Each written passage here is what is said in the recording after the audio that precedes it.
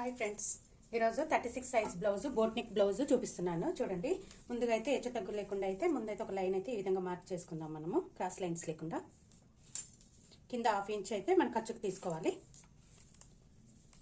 తర్వాత హైట్ వచ్చేసి 14 రావాలండి, 14 ఓకే. సేమ్ ఇక్కడ కూడా 14 ½ ఇంచ్ ఖర్చుకు.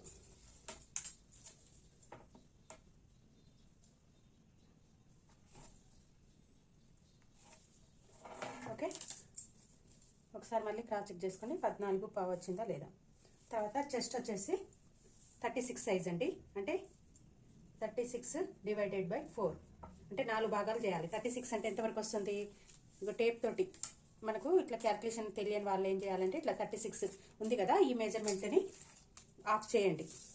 ఈ విధంగా ఆఫ్ చేసిన తర్వాత మళ్ళీ దీన్ని ఆఫ్ చేయండి. అంటే 4 భాగాలు కదా, ఈ విధంగా చేయండి. ఎంత వచ్చింది? 9 వచ్చింది. ఎంత వచ్చిందో అంత పెట్టండి. మీకు ఇట్లా పావు అవన్నీ తేడా ఇది అనిపిస్తుంది అనుకోండి, ఎంత వచ్చిందో 4 భాగాలకు అంత మార్క్ అయితే చేసుకోవాలి. ఓకే, తర్వాత ఒక 2 ఇంచులు ఖర్చుకు. తర్వాత ఇది వచ్చేసి నడుము లూజ్ వచ్చేసి 31 రావాలండి. 31 కూడా సేమ్ ఈ విధంగానే తీసుకోండి.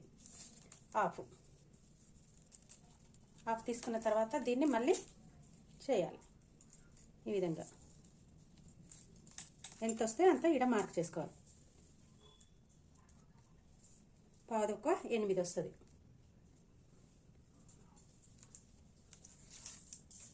ఓకే, ఇక్కడ మనకు వీపు వెనుక భాగంలో టెక్స్ వస్తుంది కదా, దానికోసం అయితే 1 ఇంచ్ ఎక్స్ట్రా తీసుకోవాలి.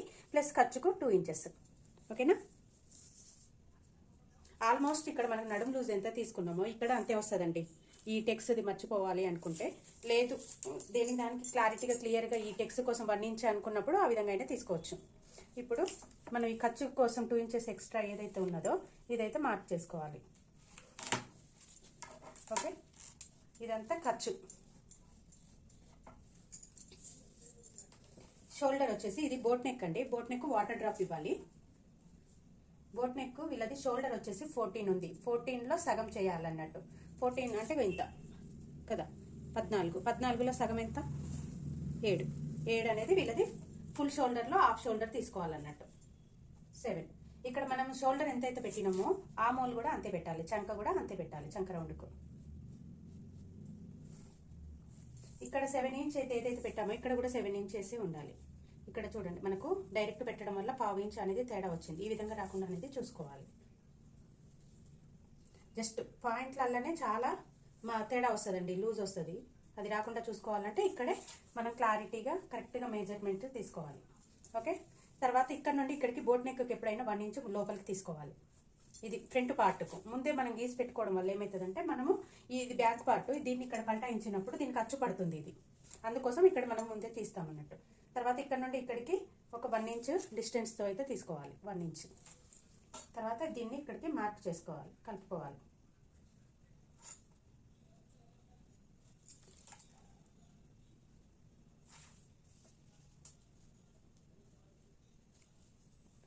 ఎంత రావాలి అంటే 16 రావాలండి. షోల్డర్ వచ్చేసి అది చంక రౌండ్ వచ్చేసి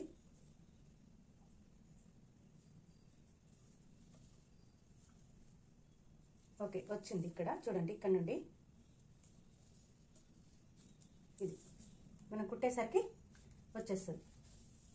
ఇక్కడ మనకు నెక్ వచ్చేసి 3 తీసుకోవాలండి. నెక్ బ్యాక్ కూడా 3నే తీసుకోవాలి. ఇక్కడ 3, నెక్ డౌన్ 3, నెక్ వెడల్పు 3. తర్వాత నెక్ టోటల్ లెంత్ వచ్చేసి 10. ఇక్కడ కూడా మనం 3 మార్క్ చేసుకోవాలి. ఓకే, ఇదంతా ఒక బాక్స్గా కట్టుకోవాలి. ఇక్కడి నుండి ఇక్కడికి ఒక ½ ఇంచ్, ఇక్కడికైతే ఫస్ట్ అయితే ఇది రౌండ్ అయితే సర్కిల్ తిప్పుకోవాలి. 1½ ఇంచ్, 1½ ఇంచ్ తీసుకోండి. అంటే సర్కిల్ తిరిగే దాన్ని బట్టి తీసుకోండి, ఇంతే అనేది ఏం లేదు. ఓకే, తర్వాత ఇక్కడికి ఒక ½ ఇంచ్ అయితే వదిలిపెట్టండి. ఇక్కడ నుండి ఇక్కడికి ఒక 2 ఇంచెస్. ఓకే, ఇక్కడ నుండి ఇక్కడికి ఇది సర్కిల్గా ఇట్లా తిరగాలి.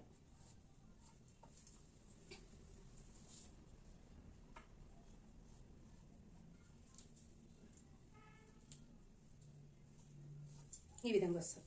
ఓకే, ఇది బ్యాక్ పార్ట్. మళ్ళీ ఒకసారి చెప్తున్నాను చూడండి. హైట్ వచ్చేసి 14.5 రావాలి. ఈ హైట్ వచ్చేసి 14.5 రావాలి.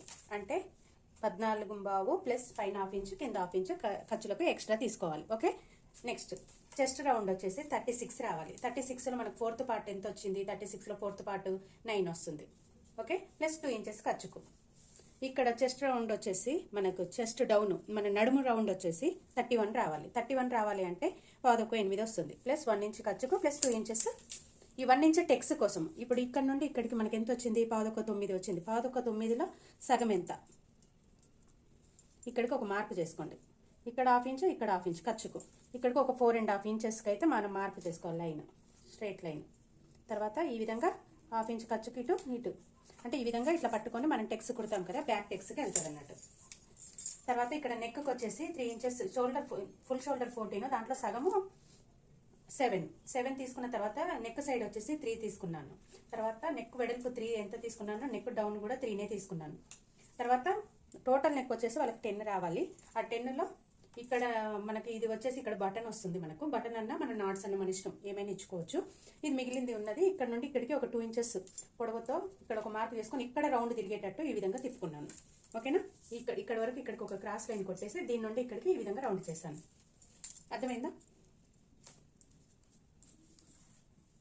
ఇది వచ్చేసి ఫ్రంట్కి కూడా 1 ఇంచ్కి ఈ విధంగా తీసుకోవాలి. చంక రౌండ్ వచ్చేసి దీంట్లోకి కలుపుకోవాలి. ఇది ఫ్రంట్ పార్ట్కి కట్ చేసుకోవాలండి, బ్యాక్ పార్ట్లో కట్ చేసుకోవద్దు. ఇది గుర్తుపెట్టుకోండి.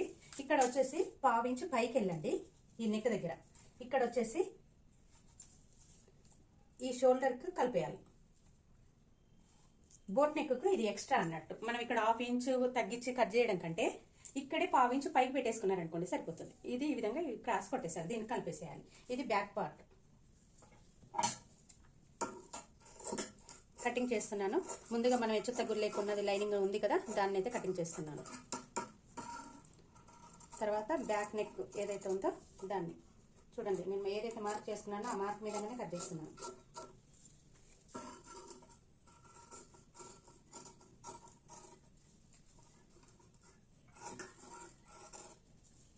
ఇక్కడ ఇది ఫ్రంట్ పార్ట్, ఇది బ్యాక్ పార్ట్. ఫస్ట్ ఈ లాస్ట్ చివరిది కట్ చేసుకోవాలి.